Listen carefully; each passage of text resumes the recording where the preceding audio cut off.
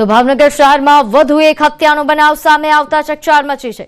શહેરમાં 14 દિવસમાં 3 હત્યાના બનાવ બની ચૂક્યા છે। ગત મોડી રાત્રે શહેરમાં કુંભારવાડા હાઉસિંગ બોર્ડ નજીક હત્યાનો બનાવ બન્યો, જ્યાં 5 શખ્સોએ સાહિલ સૈયદ નામના યુવકની હત્યા કરી। એક્ટિવા ન આપવા જેવી સામાન્ય બાબતે બોલાચાલી થઈ અને એ ઉગ્ર બનતા 5 શખ્સોએ યુવાન પર છરી અને ધારિયા વડે હુમલો કરી દેતા તે મોતને ઘાટ ઉતર્યો। યુવકને છાતી અને પડખામાં છરી તેમજ માથામાં ધારિયાનો ઘા મારતા તે ઢળી પડ્યો હતો। બાદમાં આરોપીઓ ધોકા લઈને તૂટી પડ્યા હતા। ગંભીર હાલતમાં તેને સારવાર અર્થે ખસેડવામાં આવ્યો, જ્યાં યુવકે દમ તોડી દીધો। આ મામલે બોરતળાવ પોલીસે 5 આરોપીઓ વિરુદ્ધ ગુનો નોંધી શોધખોળ હાથ ધરી છે। ઉલ્લેખનીય છે કે 14 દિવસમાં ભાવનગરમાં હત્યાની આ ત્રીજી ઘટના છે। શહેરમાં અસામાજિક તત્વોને પોલીસનો ડર ન હોવાનું સ્પષ્ટ દેખાય છે।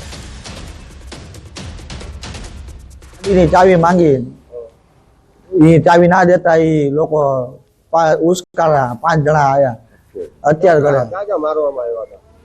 એક આયા છાતીમાં માર્યો, એક સાઈડમાં આયા, માથા ઉપર માર્યો, એક પડખામાં માર્યો। એ 5 જણા હતા, એમાં 3 જણા એની માથે બેહીને ઘા કરી ગયા। નદીમ ને એ બધા મારવા આવ્યા હતા ને એના કાકા ને 2 એના ભાઈઓ ને એના હાદુભાઈનું તો નામ નથી આવડતું ભાઈ, ને અમારા ભાઈને જેમ ફાવે એમ ગાળું દીધી ને ગાડી બાબતથી થયું છે, ગાડી માંગીને એમાં હત્યાનો બનાવ બનેલ અને પોલીસ દ્વારા તેની જે મોહિનભાઈની ફરિયાદ લઈ અને ગુનો દાખલ કરેલો છે। પીઆઈસી ચૌહાણ દ્વારા આ તપાસ ચલાવી રહ્યા છે અને જે છે આ કામના જે 5 આરોપીઓને નાઇટમાં કોમ્બિંગ કરી અને પોલીસ દ્વારા હસ્તગત કરવામાં આવેલા છે। અમરેલી વિધાનસભાની વિદ્યાર્થીનીઓની કથિત છેડતીનો મામલો। વિધાનસભાના નિયામક ગિરીશ ભીમાણી વિરુદ્ધ વિદ્યાર્થી સંગઠનોમાં રોષ છે। અમરેલી બીસીએ કોલેજ કેમ્પસમાં એબીવીપી દ્વારા વિરોધ પ્રદર્શન કરવામાં આવ્યું। ગિરીશ ભીમાણી વિરુદ્ધ કડક કાર્યવાહીની ઉગ્ર માંગ છે। અહીં ભીમાણી વિરુદ્ધ સૂત્રોચ્ચાર કરી વિરોધ પ્રદર્શન કરવામાં આવ્યું હતું। તો અમરેલીમાં કે જ્યાં વિદ્યાર્થીનીની છેડતી અંગે હાલ આ રોષ જોવા મળી રહ્યો છે। ગિરીશ ભીમાણી વિરુદ્ધ વિદ્યાર્થી સંગઠનોમાં ભારે રોષ છે, જેના કારણે તેમના દ્વારા વિરોધ પ્રદર્શન કરવામાં આવ્યું। અહીં સૂત્રોચ્ચાર કરીને વિરોધ દર્શાવવામાં આવ્યો હતો। એબીવીપી દ્વારા વિરોધ પ્રદર્શન કરવામાં આવ્યું। વિદ્યાસભાની જે વિદ્યાર્થીની છે તેની સાથે છેડતીની ઘટના બની હતી, જે બાદ આ પ્રકારે વિરોધનો વંટોળ દેખાઈ રહ્યો છે। ગિરીશ ભીમાણી કે જેમના દ્વારા છેડતી કરાયા હોવાના આક્ષેપ સાથે કડક કાર્યવાહીની માંગ કરાઈ રહી છે।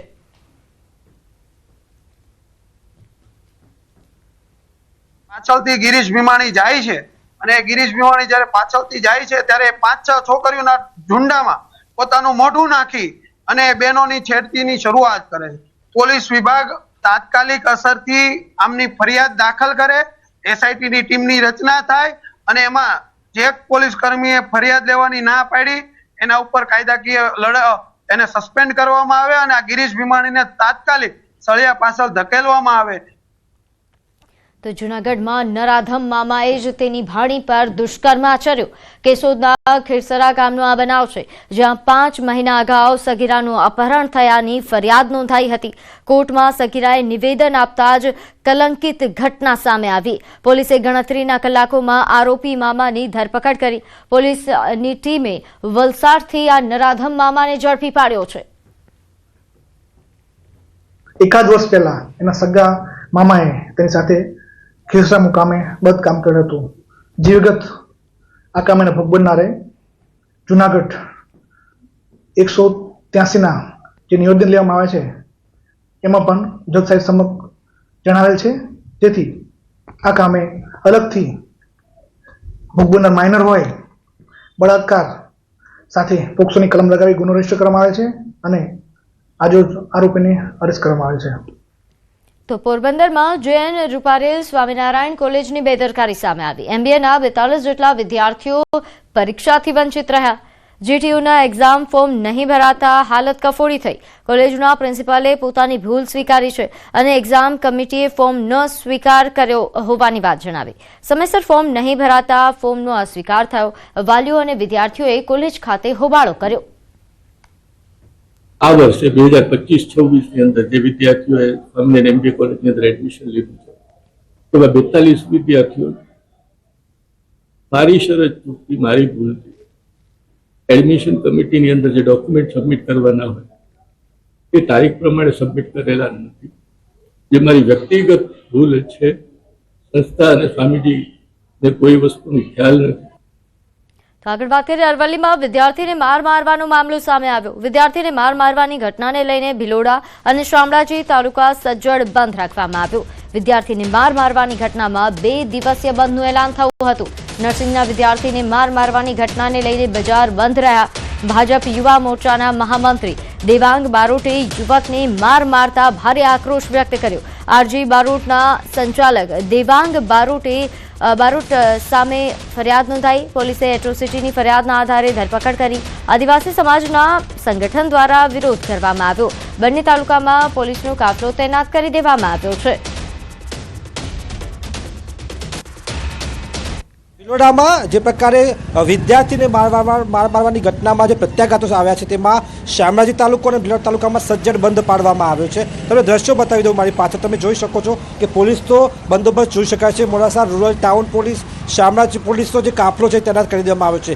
ઘટના એ પ્રકારની છે કે ગત 10 તારીખે જે આરજી બારોટ સંસ્થાના જે સંચાલક છે દેવાંગ બારોટ કે જે ભારતીય જનતા પાર્ટીનો યુવા નેતા પણ છે, તેના દ્વારા એક યુવકને માર મારવામાં આવ્યો હતો જે નર્સિંગના બીજા વર્ષમાં અભ્યાસ કરે છે.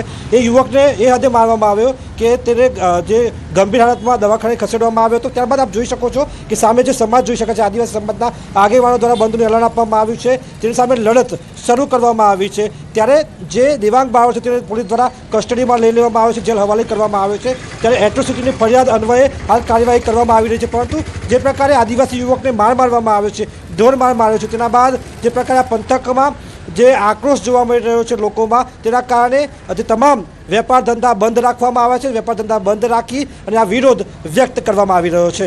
હાર્દિક પટેલ, ન્યૂઝ 18 ગુજરાતી, અરવલ્લી. લાકડી તૂટે નહીં ત્યાં સુધી એને માર મારવામાં આવ્યો. માર મારીને એને આપણે એમના કંઈક પ્રિઝમાઇસીસના મકાનમાં જઈને પૂરી રાખ્યો. આ બધું એકદમ નિંદનીય છે. આ કાર્ય થવું નહીં જોઈએ. એના માટે ભિલોડા બંધનું એલાન 2 દિવસ માટે આપેલું છે. એના વાલીએ અત્યાર સુધી રાહ જોઈ પણ વહીવટી તંત્રે કાયદાકીય રીતે કઈ કાર્યવાહી નથી કરી. તેથી આદિવાસી સમાજના લોકોમાં ખૂબ મોટો ઉગ્ર રોષ વ્યાપેલો છે અને 2 દિવસ માટે ભિલોડા બજાર બંધ રાખવાની એક એલાન કર્યું છે.